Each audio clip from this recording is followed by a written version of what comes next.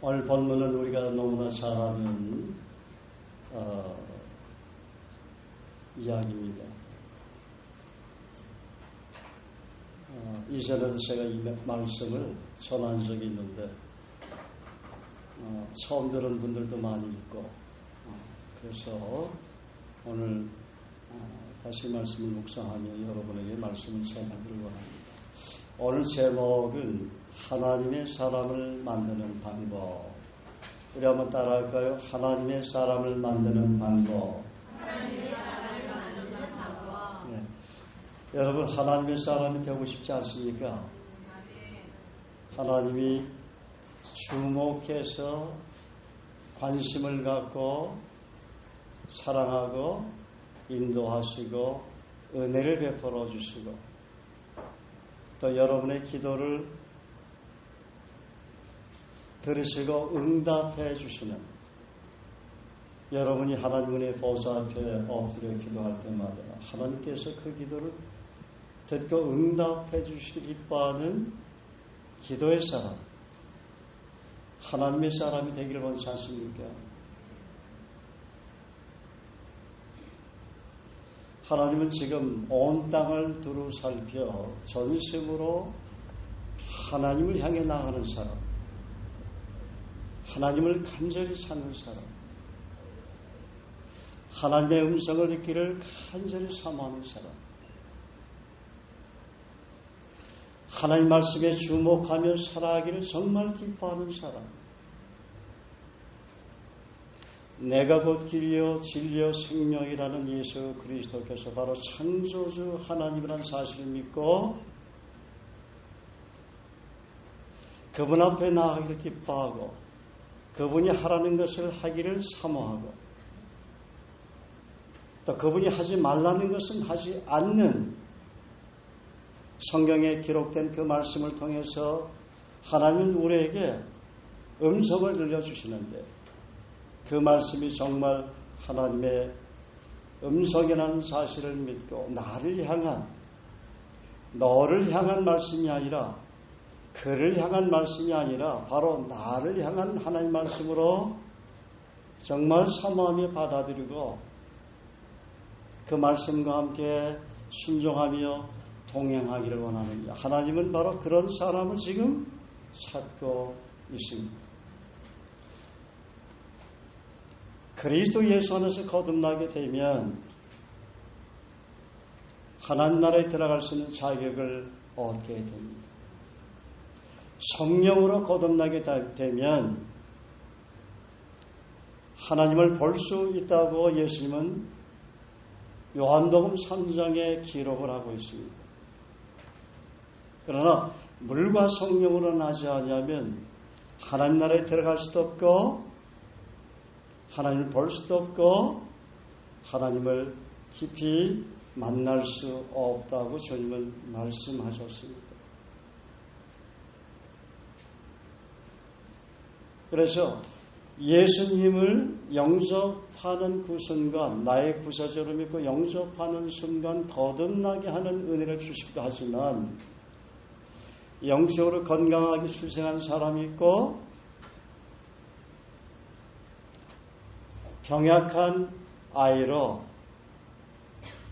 의사나 간호사 선생님의 도움을 받으며 인큐베이터에서 말도 제대로 하지 못하고 몸도 제대로 자라지 못하고 엄마 아빠가 그렇게 애타게 불러도 엄마 아빠도 의식하지 못하는 영적으로 병약한 아이로 살다가 생의 마지막 종말을 맞이하는 그리스도인들도 많이 있다 하는 거예요.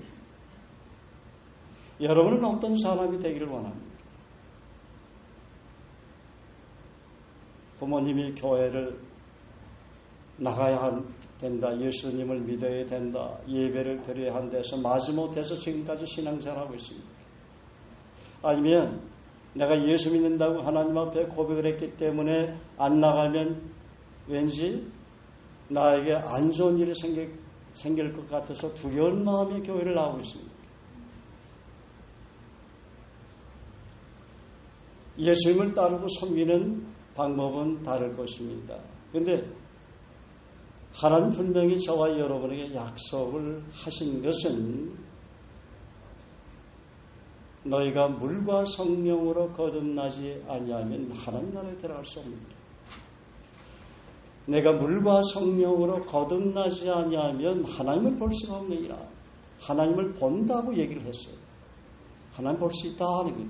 하나님이 영이시지만 때로는 예수님께서 인간의 몸으로 오셨듯이 지금도 어떤 분에겐 예수님 나타나서 자신을 보여줄 수 있고 말씀해 주실 수 있다 하는 거예요.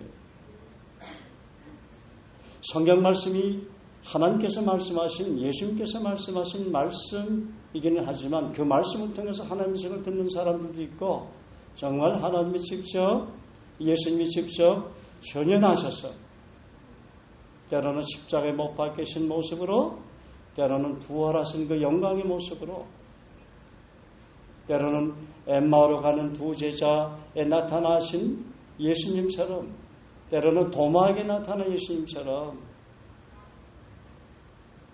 예수님이 앞에 계셔도, 메시아가 있어도, 창조주가 계셔도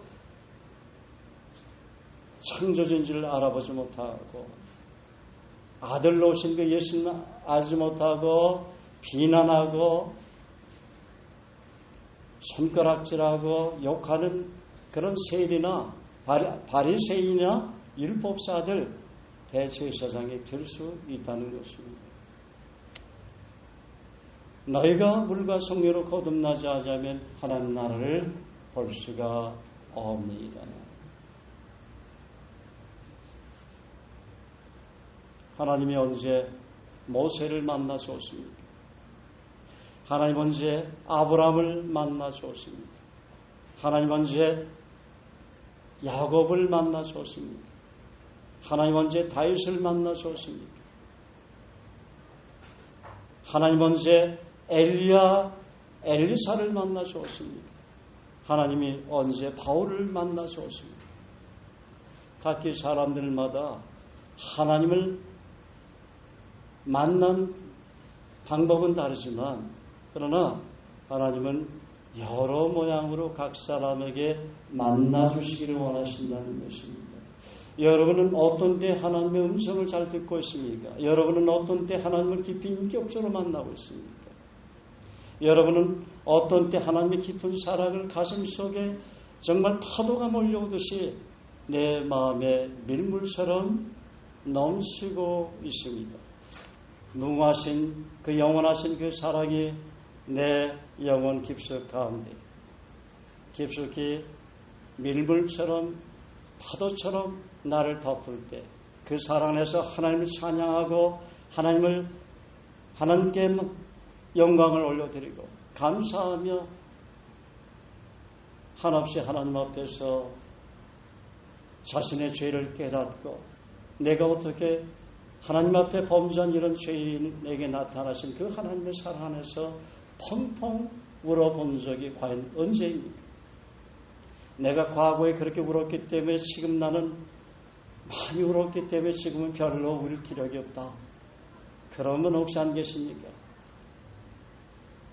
그런 분은 병든 사람입니다. 병이 들어도 지독하게 병든 사람. 그게 그런 사람을 라오디아계 교회의 교인이라고 얘기합니다. 오늘 본문 말씀을 통해서 하나님께서 하나님의 사람을 어떻게 산출하시는지, 어떻게 만드시는지 그 방법을 함께 본문 말씀을 살펴보며 은혜를 받고자 합니다. 성경에 보면 하나님께서 특별한 방법으로 만나주신 것을 볼 수가 있습니다. 모든 사람이 하나님 만나는 방법은 각기 다릅니다. 그런데 각 사람마다 특별한 방법으로 하나님께서 만나주신다 하는 거예요. 우리가 일반적으로 하는 성경 공부가 다양합니다.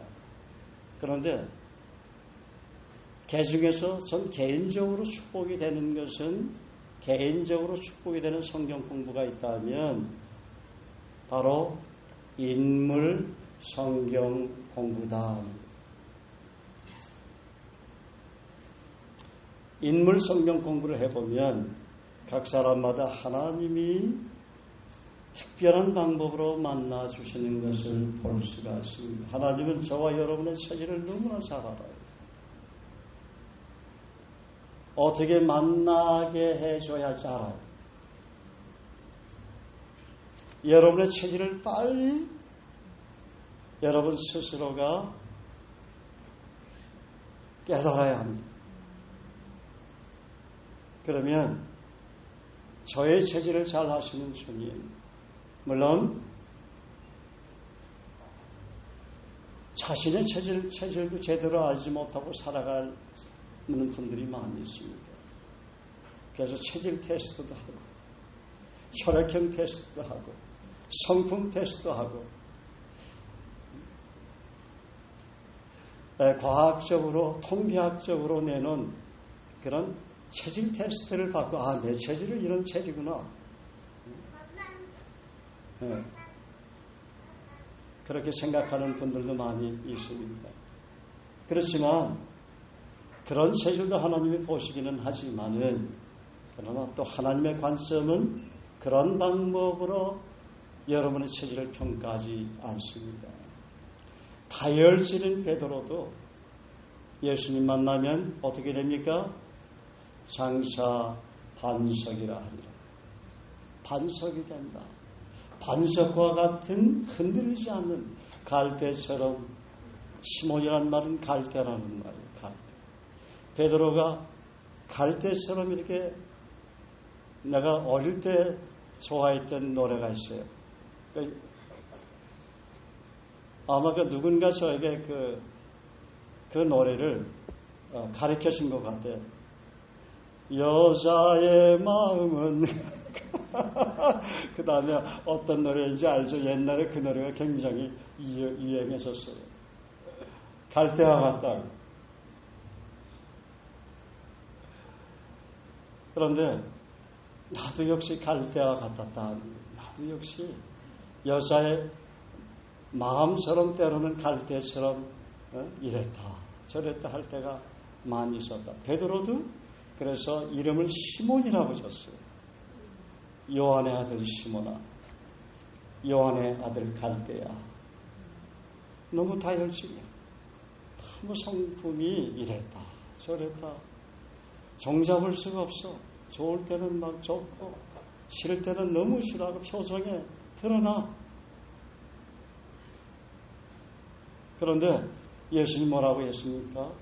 갈대라는 그의 이름을 부르시면서 내가 장차 개바라 하리라. 반석이라고 하리라. 그래서 하나님을 정말 인격적으로 만난 사람은 그 시점부터 거듭나는 순간부터 변화되기 시작하는 것입니다. 아직까지 예수 믿은 지 10년이 됐는데 20년이 됐는데 30년이 됐는데 그때의 모난 성품, 옛 성품이 아직까지도 변화되지 않고 그대로 한 번씩 나타나고 있다면 하나님 앞에 자신을 돌아보고 반성하며 또 자백하면서 그 성품 고쳐달라고 금식하면서 매달려야 합니다. 그런 성품을 하나님은 쓰실 수 없기 때문에 그래요.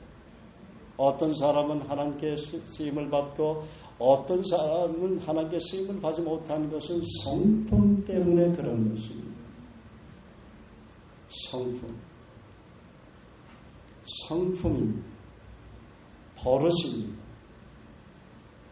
잘못된 습관입니다. 게으름, 나태함, 불성실함 이런 것 때문에 하나님께 쓰임을 못 받습니다. 끈기가 없습니다. 꾸준함이 없어요. 하나님 앞에 뜻을 정했으면 다니엘처럼 헌신해야 되는데 이랬다 저랬다 갈대처럼 이렇게 왔다 갔다 하는 것이죠. 그래서 저는 평신도 때 제가 섬기는 그곳 선교단체에서 이 Develop Characterment라는 이 프로젝트가 있어요. 이게 성품 개발. 거기에 오브젝티브가 있고, 예를 들어서 겸손, 사랑하면, 프로젝트가 사랑이면, 프로젝트가 근면, 부지런함이면 부지런함에 대해서 성경 말씀을 찾고, 그 말씀을 붙잡고 6개월 훈련 프로그램을 일단 해요. 그리고 액티비티, 부지런함에 대해서 액티비티 활동을 어떻게 되는지 구체적인 액티비티를 기도하면서 또 리더십이 가르쳐 주죠. 그런 초안을 가지고 교환을 가지고 작성을 하긴 해요. 그 다음에 타임테이블을 만들어요. 그러면 게으른 내가 점점 근면하게 변화가 되는 것을 보게 되는 것입니다.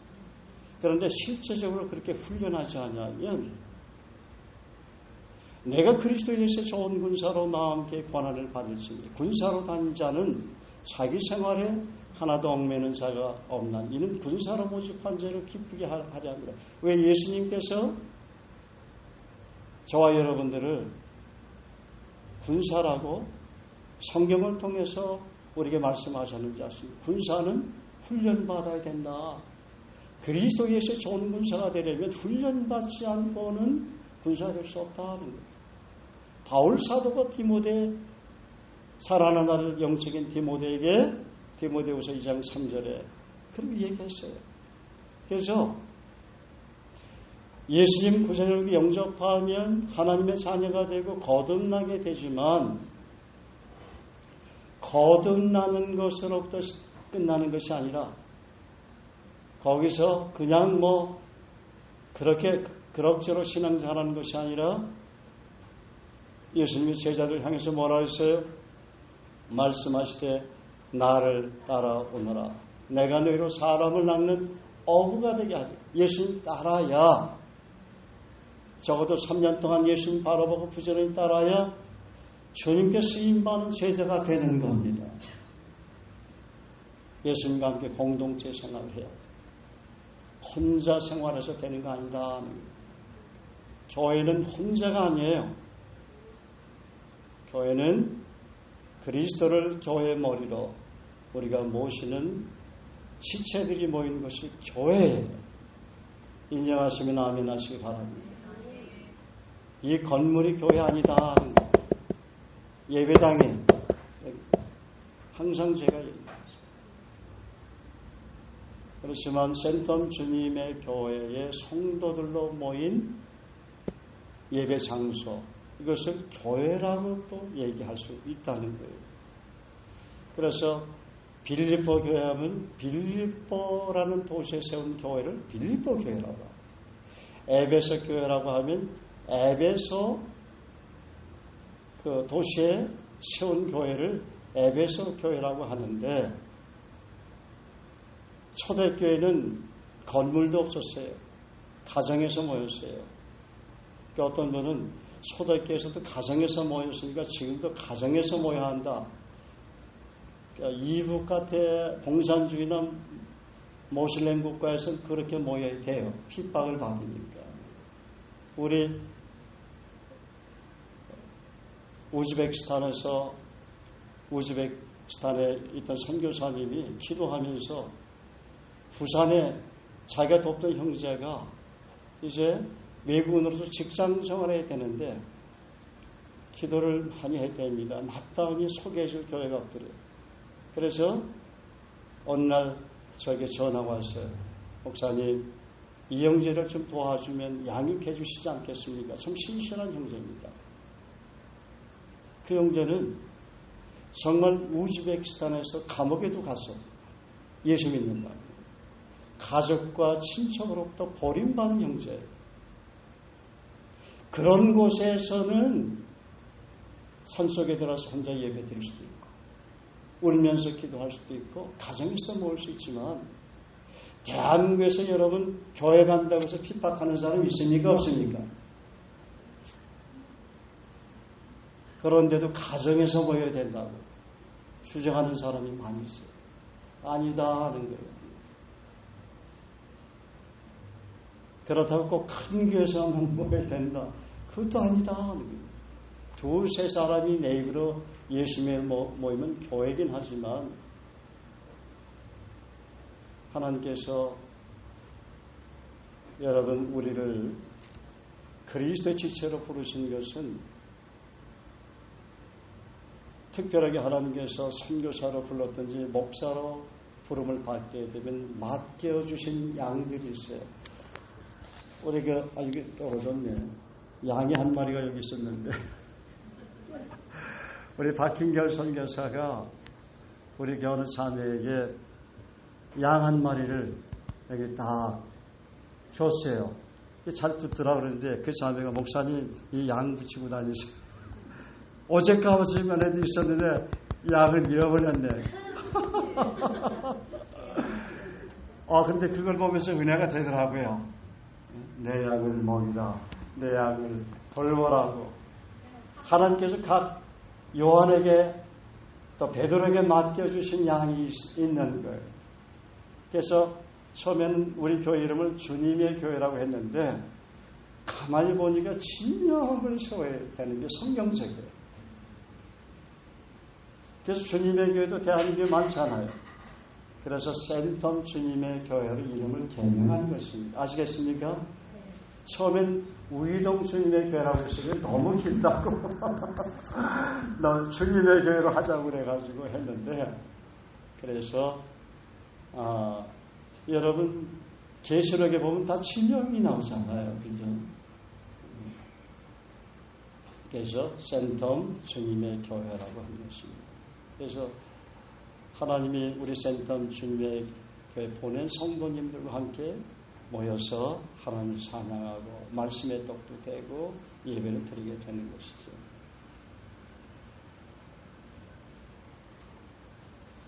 그래서 장소가 중요한 것이 아니다 하는 거예요. 장소가. 우리가 하나님을 인격적으로 만날 때 우리의 마음이 어떤 반응을 보이냐가 중요한 것이다 하는 거예요. 구약시대에 등장하는 인물 가운데 가장 위대한 지도자 한 사람을 든다면 모세를 들을 수 있습니다. 모세는 하나님의 사람이라는 칭호를 몇 번 들었을까요? 5번이나 들은 사람입니다. 모세는 창세기, 출애굽기, 레위기, 민수기, 신명기라는 방대한 책인 모세오경을 쓴 사람입니다. 모세는 430년 동안 애굽에서 노예 생활하던 민족을 구출해서 이 세상에서 가장 유명한 민족으로 클로즈업시킨 사람입니다. 그는 하나님과 대면하여 하나님이 어떠한 분이라는 것을 안 사람이었고 하나님과 친밀한 인격적인 교제를 할 만큼 하나님과 깊은 사이였습니다. 우리가 히브리서 11장을 보면 신앙의 인물들 가운데 특별히 믿음의 영웅들이 어떤 삶을 살았는가에 대해서 요약해서 우리가 볼 수가 있습니다. 그래서 우리는 그 믿음의 영웅들을 닮아가려고 애를 쓰지 않습니까? 그렇게 기도도 하고 너무나 그분들의 믿음이 귀하기 때문에 그렇죠.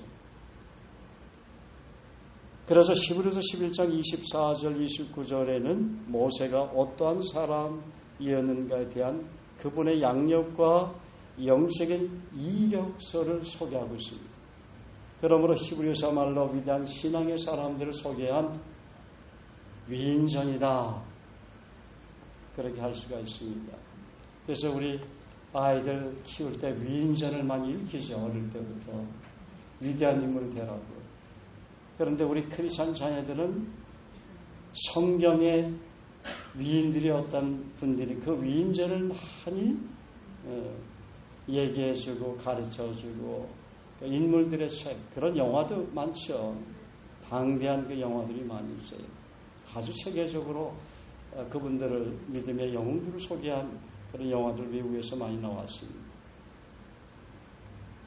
히브리서 11장 24절에 보면 모세에 대해서 이렇게 소개합니다. 믿음으로 모세는 장성하여 바로의 공지아들이라 칭함을 거절하고 도리어 하나님 백성과 함께 고난받기를 잠시 죄악의 낙을 누리는 것보다 더 좋아하고 그리스도를 위하여 받는 능력을 애굽의 모든 보화보다 더 큰 재물로 여겼으니 이는 상 주심을 바라봅니다.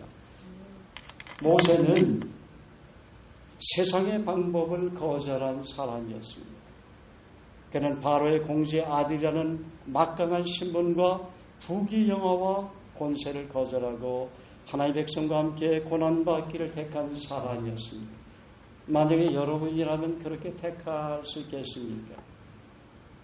부귀영화 다 내려놓고 하나님의 백성과 함께 고난받기를 정말 선택하며 인생을 살아갈 수 있는 자신이 있습니다. 하나님한테 질문을 해보세요. 여러분이 메시지를 들을 때 가장 중요한 것이 뭐냐면 적용점을 찾는 것이에요. 그렇죠? 여러분 성경을 읽을 때 적용하기 위해서 보는 거 아니에요? 적용이 없는 성경 읽기나 묵상은 암송은 아무런 가치가 없는 거예요. 그건 자기 자랑만 늘어놓는 것뿐이 안 되는 거예요.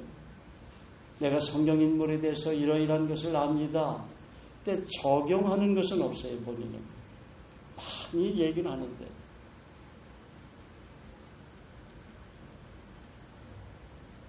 그는 보이지 않는 분을 보는 것까지 하여 참았으며 그리스도를 위하여 받는 능력을 애굽의 모든 보화보다 더 큰 재물로 여김으로 장차 하늘의 상을 바라보며 살았던 사람이었습니다.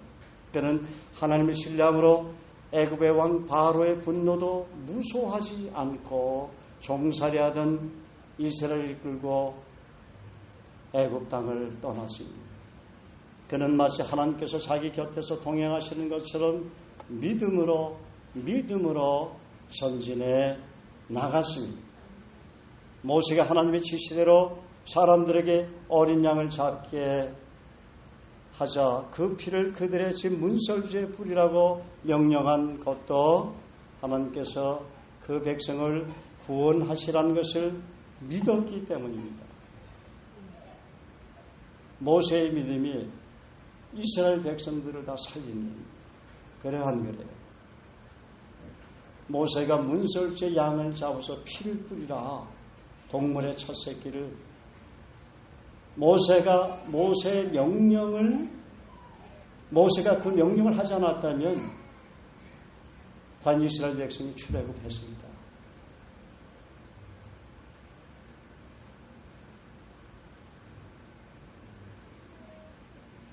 그 결과 애굽 사람의 마다들은 하나님께서 보내신 죽음의 사자 손에 그날 밤에 다 죽음으로 통곡 소리가 나는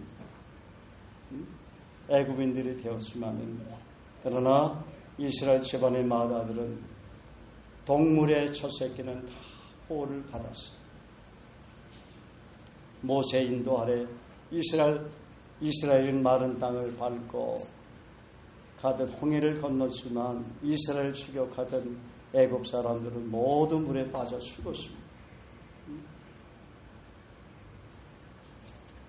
여러분은 모세의 역사에 대해서 잘 아실 것입니다.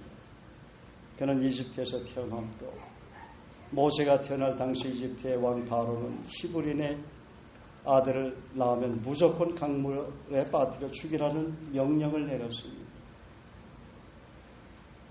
왜냐하면 바로는 히브리인들을 두려웠기 때문입니다. 히브리인들은 너무나 빨리 생육하고 번성했기 때문에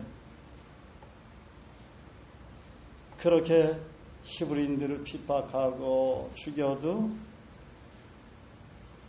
또 노예 생활을 할지라도 선민 이스라엘을 생육하고 번성하겠다는 그 하나님의 약속은 멈추지 않았어요. 그래서 하나님께서 한번 하신 말씀은 이루어지지 않는 법이 없다. 하나님 인생이 아니시니 시간치 않으시고 인자가 아니시니 후회가 없으시다. 어찌 그 말씀하신 날을 행치 않으시니 하신 말씀을 실행치 않으시다. 어떤 분이 시련과 고난 가운데 있어도 하나님의 약속을 받게 되면 결국은 그 약속이 이루어질 그 때를 만나게 된다는 것입니다. 하나님은 변혁하지 않는 하나님 때문에 그렇다는 거죠.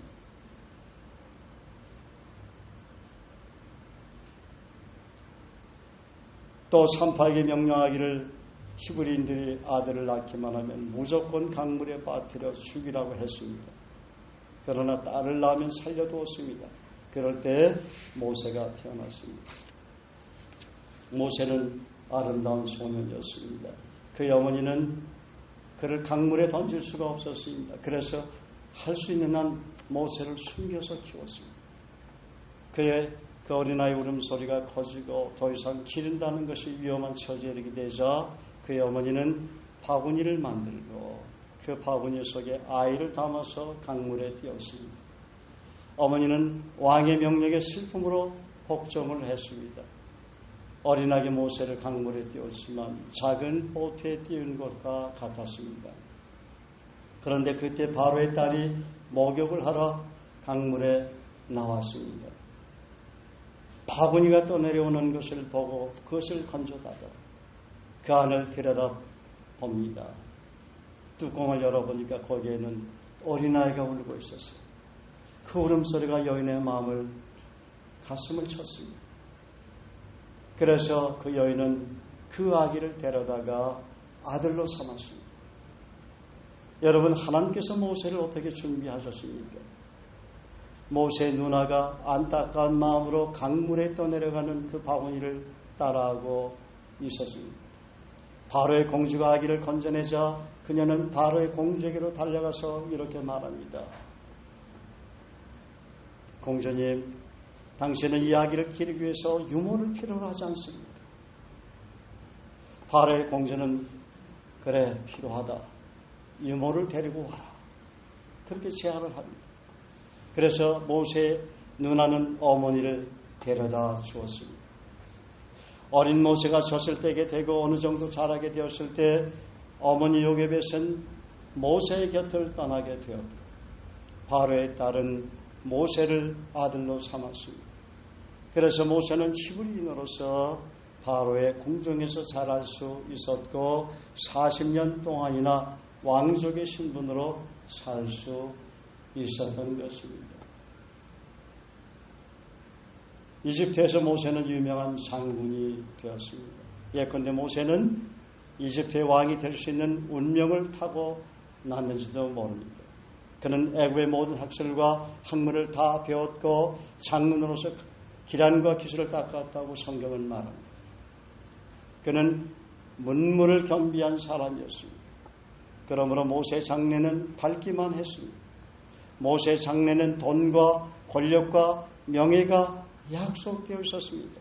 그 모든 것들이 모세를 기다리고 있었습니다. 그러나 모세는 어느 날 자기가 유대인이라는 것을 알게 됩니다. 그것을 알게 되자 그의 마음속에는 그의 백성들을 구해야 되겠다는 그런 마음이 생기게 됩니다. 어느 날 모세가 밖에 나갔을 때 그의 백성들이 혹독하게 학대를 받으며 땀을 뻘뻘 흘리며 일하는 모습을 보게 됩니다. 그리고 이집트인들이 이스라엘 백성들을 때리는 것을 보게 됩니다.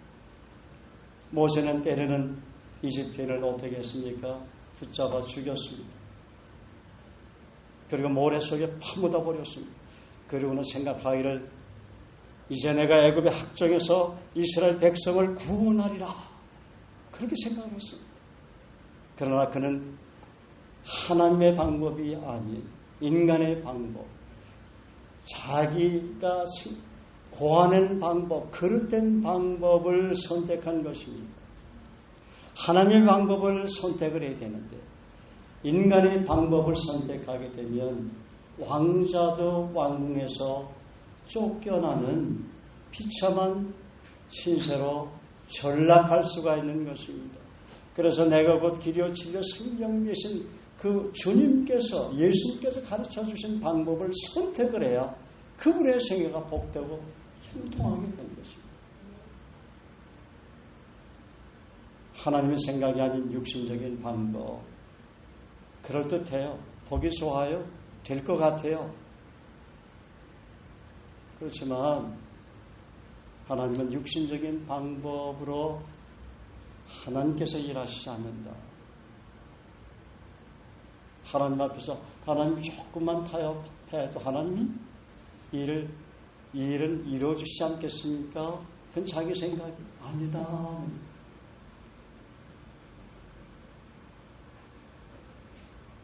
구하라 그렇게 말했으면 하나님께 구하라 하는 거예요. 너 하나님께 구해서 공급받아라 그 말이에요.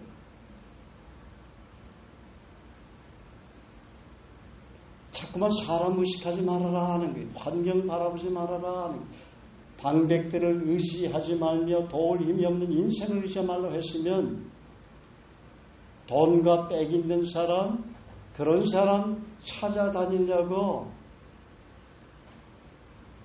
생각 뺏기고 마음 뺏기고 몸 빼앗기지 말아라 하는 거예요. 아첨하지 말아라 하는 거예요.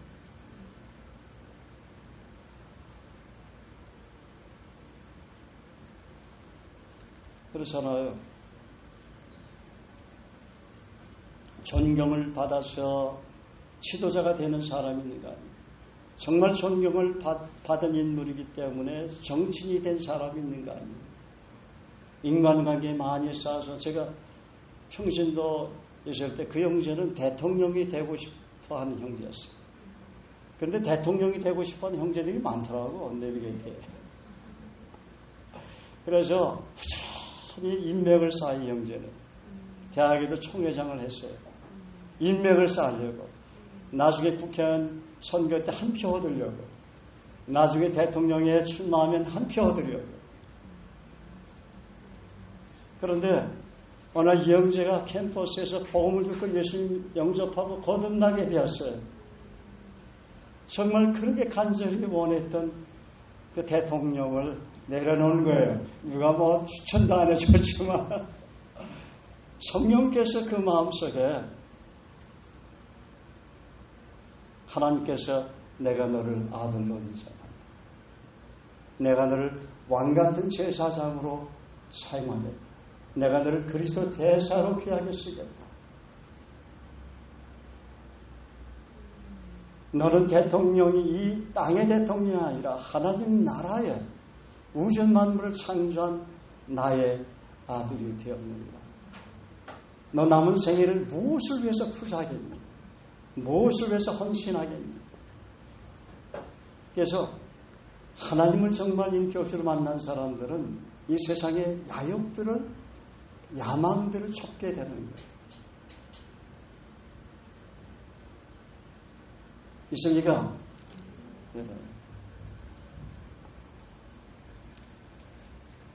모세는 성령께서 원하시는 하나님의 지혜와 하나님 능력으로 일을 해야 되는데 그것을 육신적인 방법으로 해결하려고 다음날 밖에 나갔을 때 유대 2명이 싸우고 있었어요. 그래서 모세는 그들을 말립니다. 싸우지 마시오. 왜 같은 동복끼리 싸웁니까? 그러자 한 사람이 모세를 밀치면서 말했습니다. 아니 당신이 애굽 사람을 죽인 것처럼 나도 죽일 겁니까? 그러자 모세는 두려워하기 시작했습니다. 만약 이런 사실을 바로가 알게 되면 자기는 감옥에 갇혀서 아니면 죽임을 당할지도 모르는 위험 때문에 그런 두려움 때문에 모세는 바로의 낯을 피해서 미디안 광야로 도망을 칩니다. 왕의 궁정에서 왕자처럼 자란 모세가 광야 사막 멀리로 도망을 치게 되었죠. 하루아침에 모든 것이 바뀌게 됩니다. 바레 왕실에서 왕의 후보로 물망에 오른 북의 영화를 누린 이 사람이 광야에서 방랑하는 한 사람으로 도망자로 전락하게 됩니다. 도망자라는 영화의 타이틀을 여기서 얻은 것이 아닌가 싶습니다. 모세 생애는 40년씩 3번으로 구분이 됩니다. 첫 번째 생애는 자기 존재가 무엇인지를 깨닫는 기간이었어요. 두 번째는 40년의 기간은 자기가 얼마나 무기력한 존재인지를 광야에서 깨닫는 기간이었어요. 그리고 마지막 세 번째 40년 동안의 기간은 80세에서 120세까지 기간, 모세는 120세에 세상을 떠났죠. 그 40년 동안의 기간은 자기가 아무것도 아니라는 것과 보잘것없는 그런 사람을 통해서 하나님께서 어떤 일을 하실 수 있는지를 배우는 기간이었어요. 하나님께서는 모세가 40년 동안 일하기 위해서 80년 동안 모세를 훈련시킨 것입니다. 아마 그것은 저나 여러분에게 아직 소망이 있는 것 같습니다. 왜냐하면 아직 80세 된 분 여기 없죠? 저도 장래에 무엇인가를 할 수 있을 것이라는 기대를 하게 됩니다. 하나님 없으면 80세의 나를 쓰실지 모르겠구나. 모세는 40년씩 이중으로 훈련을 받게 됩니다. 그러나 그는 그 훈련 기간을 통해서 점차 하나님께 쓰임받을 수 있는 그릇으로 변하게 됩니다. 그리고 과거의 자신을 돌아보면서 얼마나 자기가 실패한 사람이었다는 것을 뉘우치게 됩니다. 그러면 출애굽기 3장의 기사로 넘어가 보겠습니다. 오늘 모세는 자기 장인 이드로의 양떼를 치고 있었습니다. 그는 이미 목자가 된 것입니다. 양치는 목자. 목자라는 직업은 애국에서 가장 낮은 계층 유목민들이 하는 일이었습니다. 바로의 궁중에서 부경화를 누리고 문물을 경비한 무사람의 부러움과 선망의 대상이 되었던 모세, 이 사람이 양치는 목자로 전락하게 된 것입니다. 그래서 하나님은 겸손한 자를 찾고 있다 하는 거예요. 하나님은 겸손하게 된 그 자를 쓰시기를 원한다는 것입니다. 그리고 겸손한 자를 하나님 높여주신다고 그랬습니다. 교만하면 쓰임받지 못해요.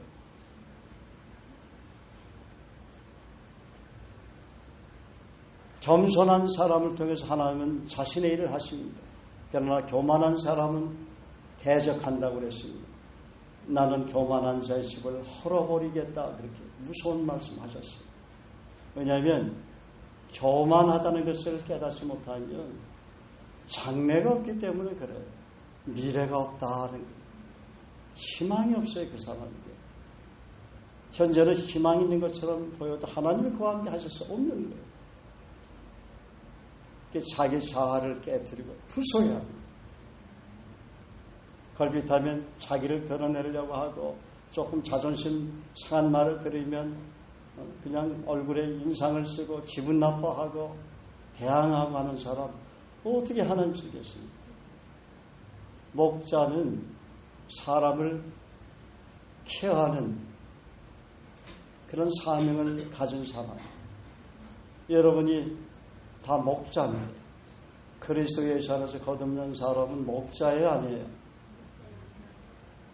사람을 케어하라면, 돌보라면 그런 못된 성질, 교만한 성품, 게으른 성품 가지고 어디에 하나님 쓰겠어요?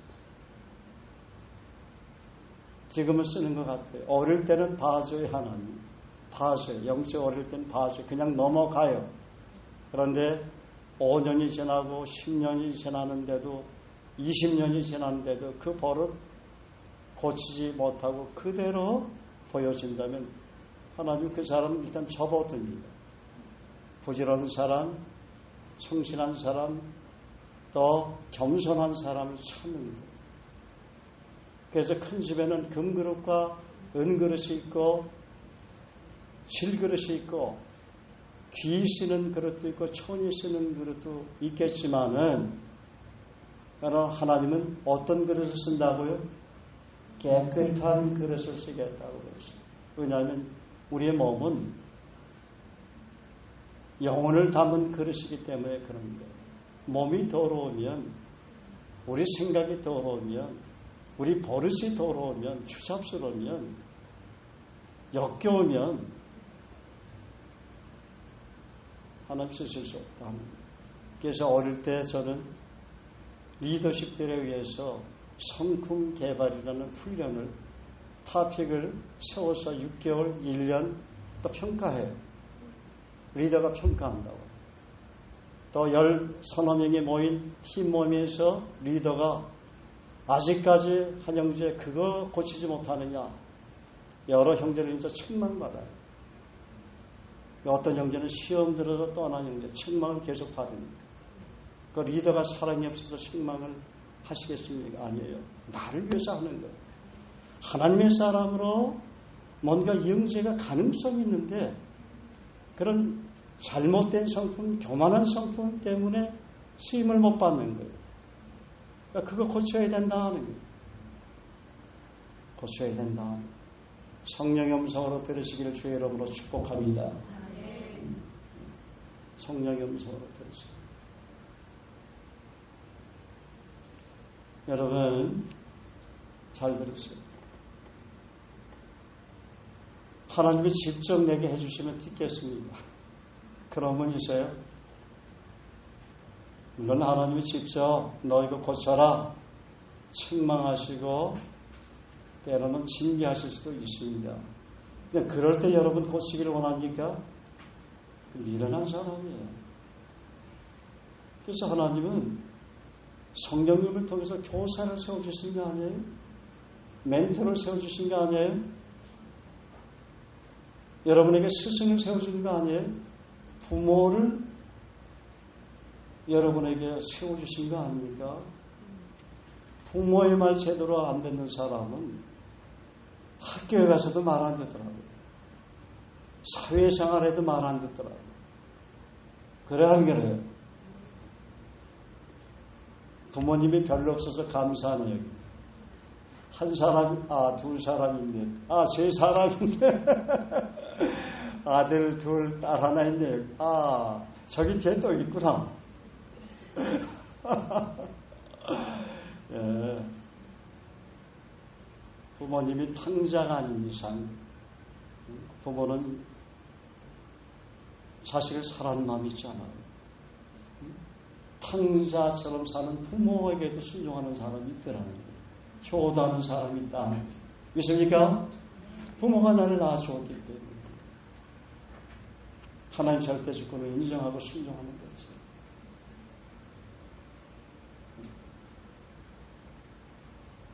그래서 제가 한번 그저께인가 텔레비를 보았는데 어느 목사님이 그 간증을 하더라고요. 어느 시어머님이 어느 날 그렇게 불신자, 지독한 이런 불신자였던가 봐요. 근데 머리가 희끗희끗한 시어머니가 어느 날 그 며느리한테 나왔대요. 그래서 왜 나왔느냐고 물어보니까 그 시어머니가 이런 얘기를 하더래요. 나는 우리 며느리가 믿는 그 예수님 누군지 보러 왔습니다. 도대체 예수님이 어떤 분이길래 우리 며느리가 저게 그렇게 지극히 효도를 하고 섬길 수가 있습니까? 그래서 여러분, 우리 크리스찬은 성경도 물론 많이 읽고 머리 알아야 돼요. 그런데 왜 주님께서 요한복음 2장에 물이 변하여 포도주가 되리라 그 얘기하시고 물이 변하여 포도주로 만드신 줄 알아요. 주님은 여러분의 내면이 변화되어야 되는 것을 말씀하시는 거예요. 너희가 정말 변해서 물이 변해서 포도주가 안 되면 복음은 전할지라도 영향력은 그렇게 미치지 못한다는 거예요. 너 먼저 변화해야 된다 하는 거예요. 인정하시면 아멘 하시기 바랍니다. 선행이라는 것은 인지적으로 할 수도 있어요. 그래서 가난한 사람 경제적으로 도울 수 있어서 선행해요.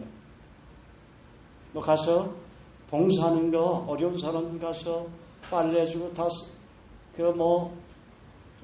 또 선행해요. 그렇지만 우리 내면이 변화된 사람은 자연스럽게 플로링 된다는 거예요. 그렇게 흘러나오게 되어 있어요. 억지로 하지 않잖아요. 그래서 복음으로도 사람이 변화되지만 여러분의 삶을 통해서 수많은 사람이 변화되는 삶을 사시기를 주의 이름으로 축복합니다. 제가 조금만 더 말씀드리고 마치겠습니다. 시간이 많이 됐네요.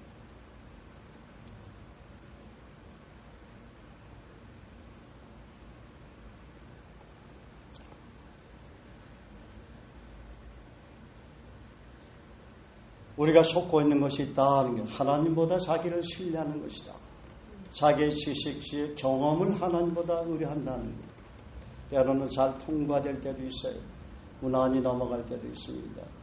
그러나 자기를 신뢰하며 살아간다는 것처럼 위험한 것은 없습니다.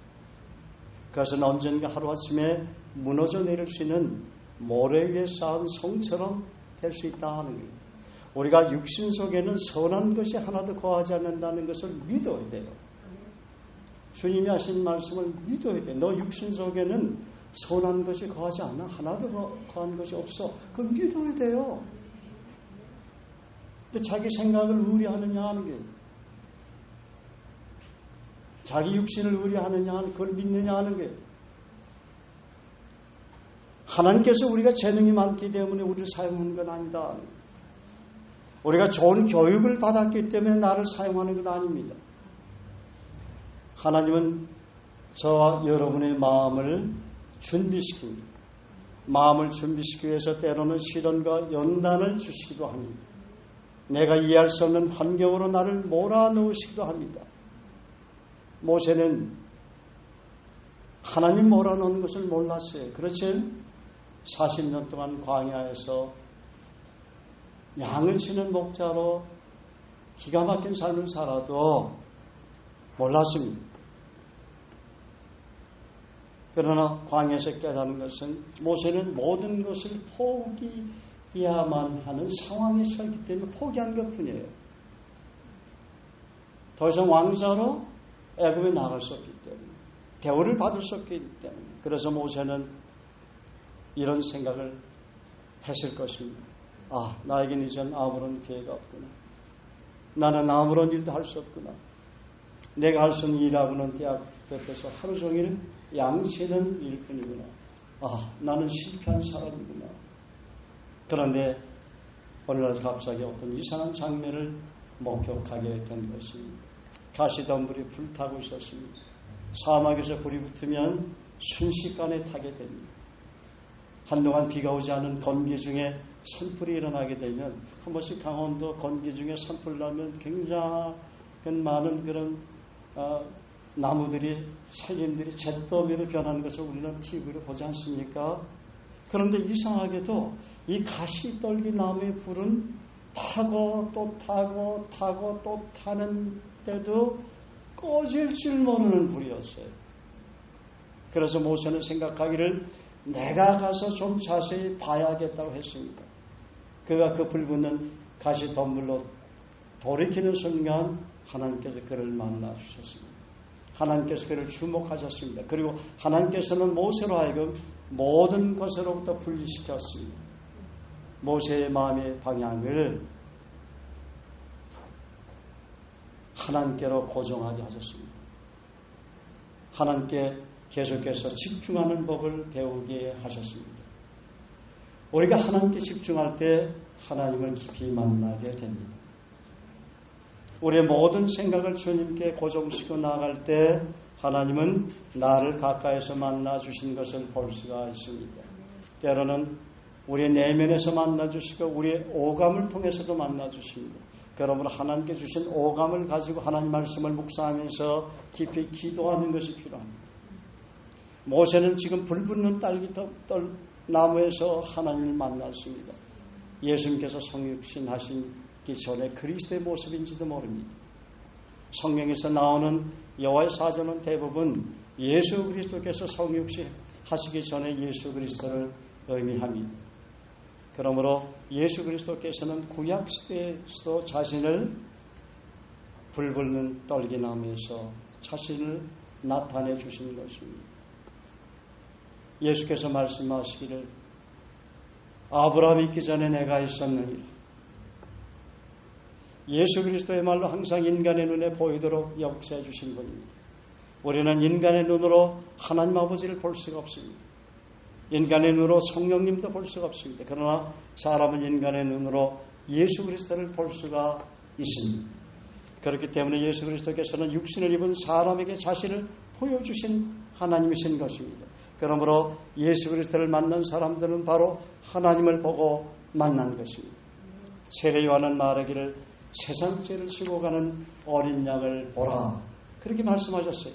모세는 불타는 떨기나무에서 하나님 지금 만납니다. 사막에서 흔히 볼 수 있는 그냥 발로 건드리고 지나칠 수 있는 그 가시나무에서 지금 하나님을 만납니다. 볼품이 없고 조금만 대도 뾰족한 것으로 살을 찌르는 가시나무 불꽃 가운데서 하나님을 만나게 되는 것입니다. 어쩌면 우리 인간은 가시나무와 같이 보잘것없는 존재로 살았는지도 모릅니다. 다른 사람을 감싸고 용납하고 사랑하기보다는 은근히 비판하고 가시처럼 다른 사람을 찌르며 살았는지도 모릅니다. 가까이 있는 사람에게도 상처를 주지 않는 것 같지만 은근히 상처를 주며 살았는지도 모릅니다. 상처를 직선적으로 찔러주는 사람이 어떤 면에서 나아요. 보이지 않게 은밀하게 상처를, 가시나무를 가지고 상처를 찌르는 사람들이 있어요. 아주 교활한 사람들. 성질이 못돼가지고 찌를 수 있어요. 순간적으로. 성질이 나가지고. 그렇죠. 그건 금방 해결라도 하지. 돌았으면. 끊임없이 조용하게 찌른 사람이 얼마나 많은지 몰라요. 그 물고문이 제일 그 지독한 고문이라고 하잖아요. 물고문. 사람을 서서히 죽이는 고문이죠. 그리고 아무 소리 들려오지 않는데 독방에 가두는 고문도 사람을 말려 죽는 고문이라고 그러잖아요. 아무 소리도 안 들려요.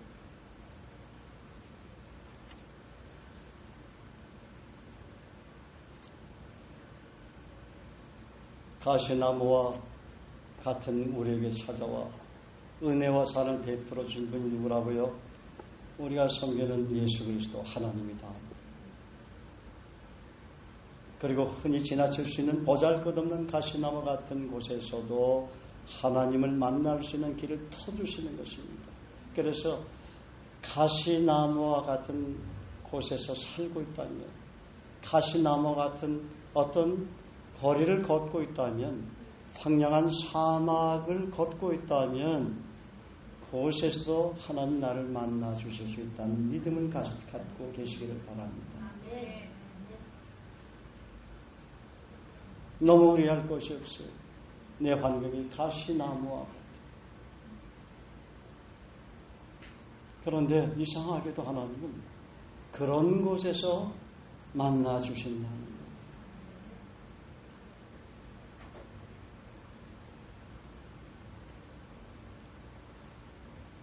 길을 터주시는 것입니다. 하나님은 모세에게 말씀하십니다. 너의 선 곳은 거룩한 땅이니 내 발에서 신을 벗으라. 또 이르시되 나는 내 조상의 하나님이요 아브라함의 하나님이요 이삭의 하나님 야곱의 하나님입니다. 하나님 만난 땅도 거룩한 땅이므로 신을 벗으라고 했다면 우리는 어떻습니까? 우리의 성소를 거룩하게 여기고 있습니까? 우리의 성전을 거룩하게 여기고 있습니까? 하나님께서 계신 곳이 거룩한 곳이라면 우리 마음속에 몸속에 영으로 내주하시는 성령님에 대해서 우리는 거룩하게 여기며 섬기고 있습니까? 아니면 함부로 우리 몸을 다루고 있습니까? 교만한 사람은 하나님을 교만하게 다루는 사람이에요. 있습니까? 막 휘두르는 사람, 무서운 사람, 자기 안에 성령 하나님이 계신다. 그분의 임재를 정말 깊이 느끼고 살아가는 사람이면 어떻게 도만할 수 있어요? 어떻게 함부로 하나님을 대할 수 있겠습니까?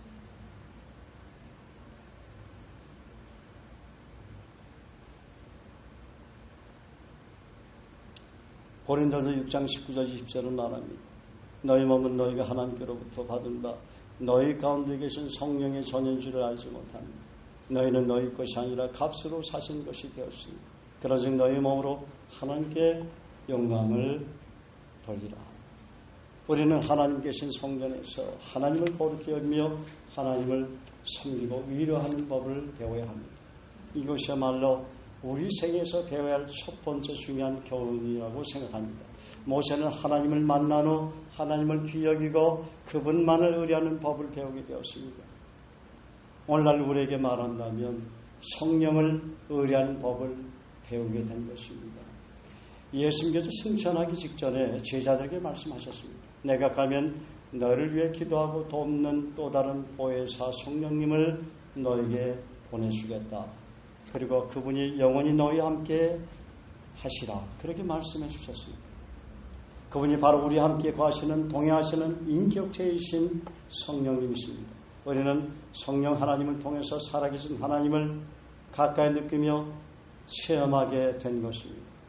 그런데 우리가 조심해야 할 것이 있어요. 오늘날 우리는 성령님에 대한 그릇된 교훈이 너무 많이 산지해 있다는 것을 보게 됩니다. 어떤 사람들은 그렇기 때문에 성령님에 대해서 이야기하는 것조차도 두려워합니다. 그러나 성령님이야말로 삼일체 중에 제3위 되신 하나님이십니다. 오늘날 세계에서 일어나고 있는 일들 중 하나는 성령님을 제쳐놓는 운동입니다. 사람들은 이상한 체험을 강조합니다. 나는 그들을 비판하기를 원치 않습니다.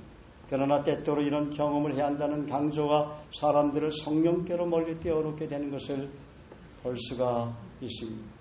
예를 들어서 성령의 충만과 성령세를 지나치게 강조한 나머지 하나님의 귀한 말씀으로부터 성령의 감동으로 기록된 그 모든 말씀으로부터 점점 멀리 떨어뜨리게 하는 의욕에 빠지도록 하는 것입니다. 그러므로 오늘 성령님의 인격과 사역에 대해서 간단하게 공부를 해보고자 합니다. 성령께서는 7가지 중요한 사역을 감당하고 계십니다. 이것을 여러분 잘 기억해 둔다면 혼돈에 빠지지 않게 됩니다. 2가지 사역은 전 세계를 향한 사역입니다. 또 4가지 사역은 그리스도를 위한 사역입니다. 마지막 1가지 사역은 하나님의 사람을 성령께서 산출해내시는 사역입니다. 그러면 첫 번째는 무엇일까요? 데살로니가 2장에 보면, 데살로니가 후서 2장에 보면 사단이 공격해 오는 것을 막아주는 역할을 하는 것이 성령께서 하신 일이라는 것을 가르쳐 줍니다. 불법의 비밀이 이미 활동하였으나 지금 막는 자가 있어 그 중에서 옮길 때까지 하리라. 그때 불법한 자가 나타나니 주 예수께서 그의 입에 기운으로 적을 죽이시고 강림하여 나타나심으로 패하시라. 여기서 막는 자가 있다고 가르칩니다. 여기서 성령께서 하시는 일은 마귀의 활동을 막는 일을 하십니다. 만일 성령께서 이 활동을 하시지 않는다면 이 불법의 비밀인 악이 온 세계를 다 어둠으로 덮을 것입니다. 성령께서는 여러 가지 방법으로 일을 하십니다. 교회를 통해서 맡기도 하고 혹은 그리스도인 개인을 통해서 맡기도 하고 때로는 인간의 정부를 통해서 맡기도 합니다. 만약 성령께서 이 불법의 악의 활동을 막는 위대한 활동을 하지 않는다면 이 세계는 지금 엄청난 혼란 가운데 빠질 것입니다. 사람들은 이성을 잃고 혼비백산할 것입니다. 그러나 머지않아 교회가 휴고가 될 때 성령께서는 우리를 들고 하나님께로 갈 것입니다.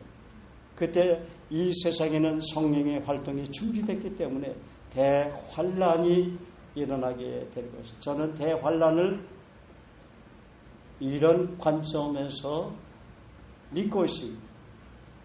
성령이 떠나시는 그날부터 이 지구촌은 대환란이 일어납니다. 그러나 지금은 성령이 계시다. 성령이 운행하시고 계시고 성령이 크리스찬 몸 안에 내주하기 때문에 그런 환란은 없다는 거예요. 믿는 건 자유예요, 여러분. 자유예요. 목사님 그래도 안 그런 것 같은데 요즘 뭐 영화를 보면은 대환란에 대한 영화가 많이 나와서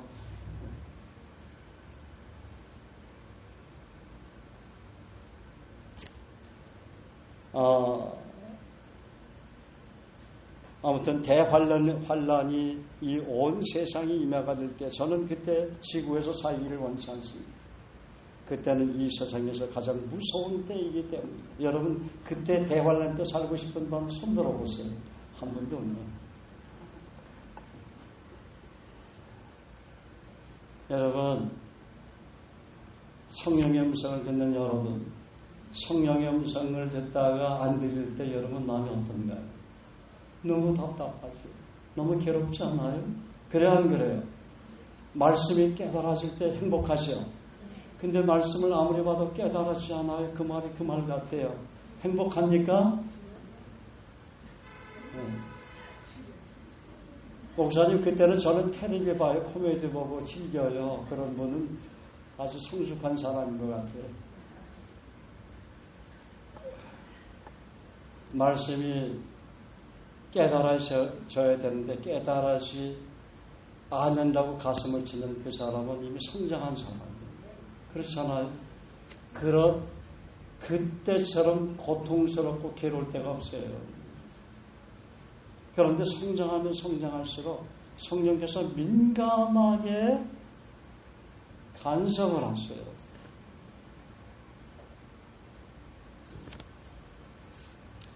제가 어릴 때는 하루에 한두 시간 주님 의뢰하고 다녔던 것 같아요. 근데 점점 성장하면서 그것이 2-3시간 늘어났어요. 또 5-6시간 늘어났어. 이게 점점 늘어난 것이 아니라 어떤 때는 다시 공치는 시간. 영으로 변화돼. 주님이 성령님 오늘 한 번도 나에게 함께 하신 것 같지가 않아.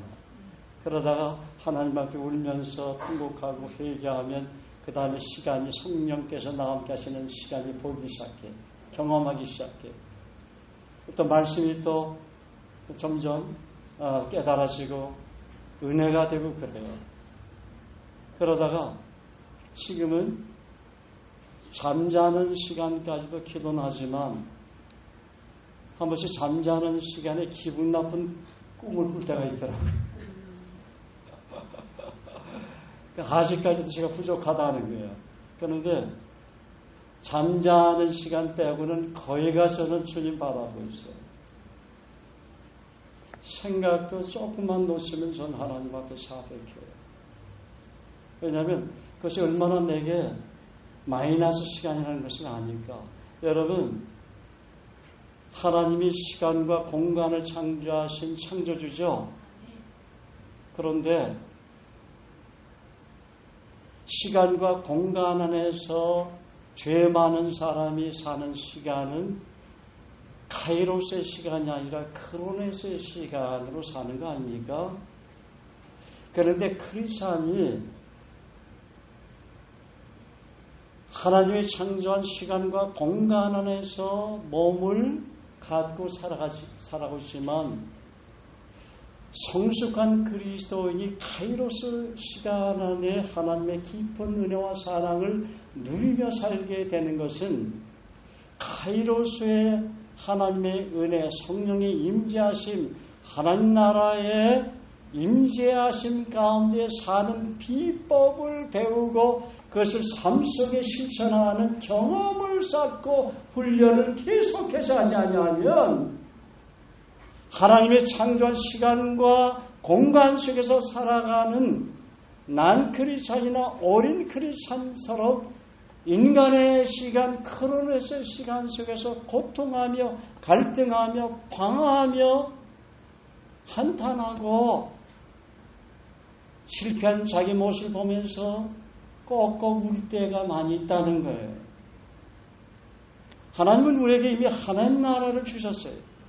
우리가 세상에서 살고 있지만 우리 내면은 성령께서 임하시기 때문에 하나님 나라 안에서 사는 거예요.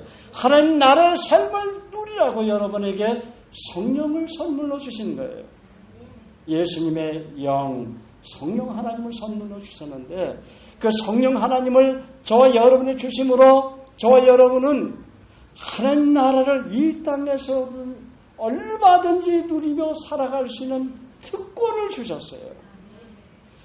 그 카이로스 안에 살아가는 비법을 여러분이 깨닫기만 한다면, 적용할 수만 있다면, 그것을 훈련시킬 수만 있다면 하나님의 카이로스의 은혜 속에서 정말 영혼이 잘되고 범사하는 일이 잘되고 복되고 형통한 생일을 살아갈 수밖에 없는 것입니다. 그것이 바로 내가 하나님과 동행한다는 것은 내가 하나님의 카이로스 시간 안에 사는 그 사람을 하나님과 동행한다 이렇게 말하는 거예요. 하나님은 나와 동행을 해요. 내가 하나님과 동행을 하지 않아도 성령께서 우리 안에 계시기 때문에 그분은 나를 떠나지 않기 때문에 동행은 하시지만은 하나님이 나와 함께 동행하는 것을 내가 그것을 실감 있게 느끼고 경험하지 못하기 때문에 그 많은 하나님 나라 안에 그 시간에서 나에게 누릴 수 있는 그런 수많은 퍼펙트한 기프트를 하늘의 가장 좋은 은사를 하나님이 정말 주고 싶은 수많은 것들, 하늘과 땅에 있는 모든 권세, 그 오소리티를 누리지 못하고 있는 것입니다. 내가 그 하나님의 카이로스 안에 거하는 방법을 모르고 살기 때문에 그것을 알아도 삶 속에 인격적인 열매로 변화되지 않기 때문에 물이 변해서 포도주가 되어야 되는데 그런 하나님 나라 안에서 누리고 사는 변화된 삶을 살지 못하기 때문에 그래서 요한복음 8장 31절 32절은 카이로스에 대해서 말씀하고 있는 거예요. 예수께서 자기를 믿은 유대인들이 이르시되 너희가 내 말에 거하면 내 제자가 되고 진리를 알지니 진리가 너희를 자유케 하리라.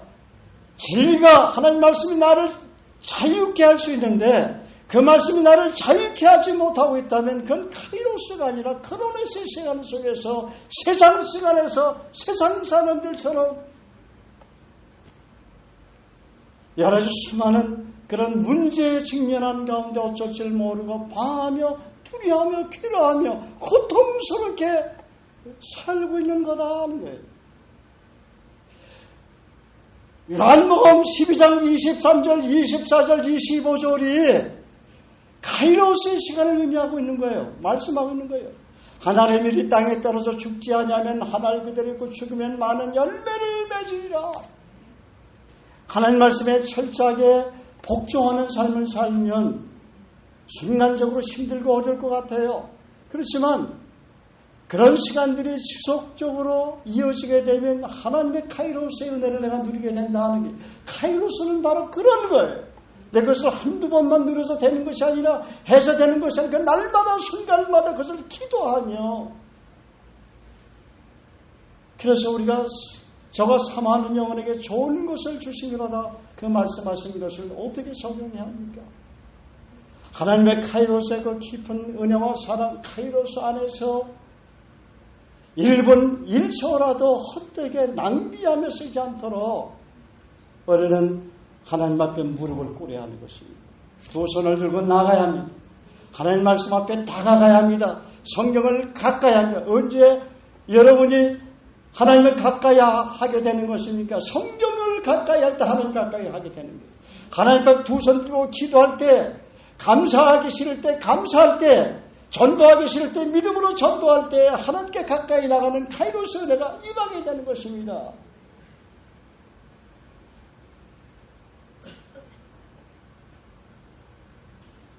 하나님은 이미 우리에게 이 땅에 살면서 크리스찬에게는 하나님 나라를 누릴 수 있는 그 은혜를 우리에게 주셨습니다. 그런데 많은 크리스찬들이 그걸 제대로 누리지 못하고 있다는 것이죠. 여러분 카이로스의 시간을 누리는 시간이 많아지면 많을수록 여러분의 기도응답이 굉장히 속도가 빨라지는 것입니다. 굉장히 그 기도응답의 속도가 빠르게 돼요. 그 빠르게, 왜냐, 카이로스가 타치하니까. 하나님의 카이로스가 우리의 영과 혼과 몸을 타치하니까 빠르게 이루어질 수밖에 없는 겁니다. 그래서 저는 그 카이로스 은혜 안에서 잠자는 시간까지 있기를 기도는 하지만 때로는 별로 그 기분 좋지 않은 꿈을 꿀 때가 있다는 거예요. 아직까지 나도 멀었다는 것이죠. 여러분 카이로스의 은혜를 누리시기를 바랍니다. 그럼 여러분이 하나님 나라에 대해서 말해줄 거 아니에요.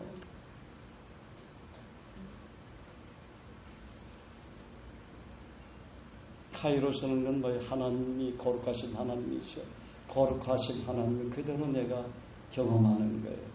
나를 통해서 거룩하신 하나님 나타나는 것을 말합니다. 우리 진남 자매의 모습을 보면 늘 주님의 형상이 보입니다. 많이 보일 때가 많이 있어요. 나도 보이는데 다른 사람도 많이 보일 거 아니에요.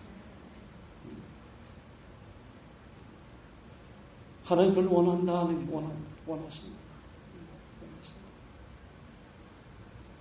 하나님 형상이 나타나는 것이 카이로스.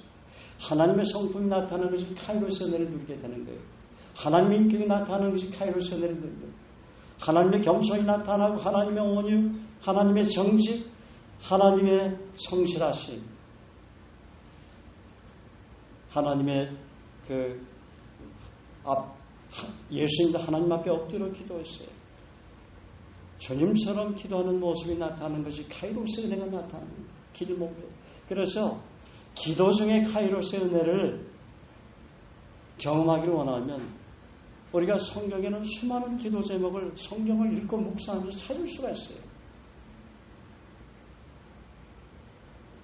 성경을 읽고 묵상하면 예를 들어서 주기도문 가지고 기도를 해도 요한복음 17장은 더 깊은 카이로스의 은혜를 내가 누릴 수 있는 기도 제목으로 제가 수없이 얘기를 했지 않습니까?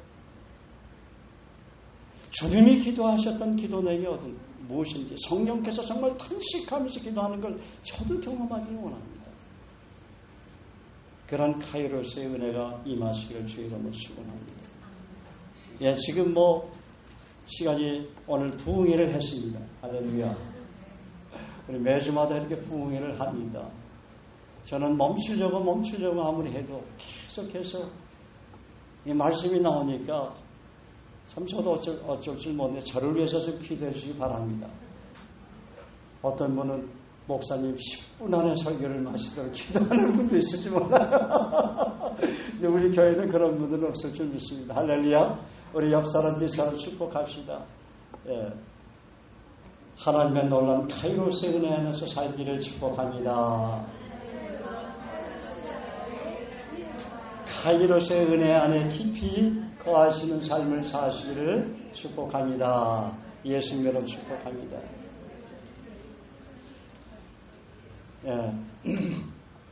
여러분 마음에 이미 하는 나라가 임했죠. 그럼 카이로스 안에 거하고 있는 거예요. 우선 그런 믿음을 가지세요. 그리고 카이로스의 은혜를 누리기 위해서 어떻게 살아야 되는지 수요일날 금요일날 오면 알 수 있어요. 수요일날이나 금요일날 큐티에 참여하면 구체적으로 우리가 그런 걸 배울 수가 있는 거예요. 그리고 여러분 자 보세요. 우리 김채희 집사님이 늘 그러잖아요. 한번 큐티 마치면 보통 몇 시죠? 전에는 1시, 2시, 3시 될 때가 많이 있었죠. 그러면은 집에를 가야 되는데 가고 싶지 않죠. 교회에서 잘 때도 있어요. 같이들. 그리고 또 그 시간에 이제 또 나가서 교제를 하는 거예요. 국밥집에 가서. 국밥을 먹으면서.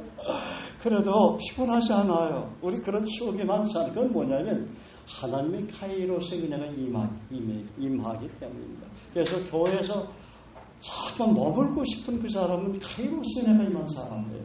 집에 가기 싫어요. 우리 보통 주일날 9시, 10시에 가잖아요.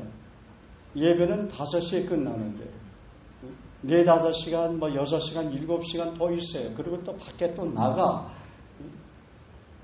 우리 한국의 80년대, 90년대 초창기에는 그랬어요. 그렇지 않아요? 그렇게 교회 한번 오면은 나가기 싫어. 교회에서 예배드리고 찬양하고 교제하고 그냥 뭐 변변치 않은 음식이지만 그때 뭐 잘 자랐겠어요. 그 음식 많으면 먹고 서로 위로하고 격려하고 포용하고 헤어지면 너무 하얀 손수건 같아서 그냥 안타까워서 다시 우리 언제 만날까 기도할게 하면서 헤어져요. 우리가 교회 생활이 예배 생활이 말씀을 묵상하는 생활 성도의 만남이 그런 그 생활이 돼야 돼요.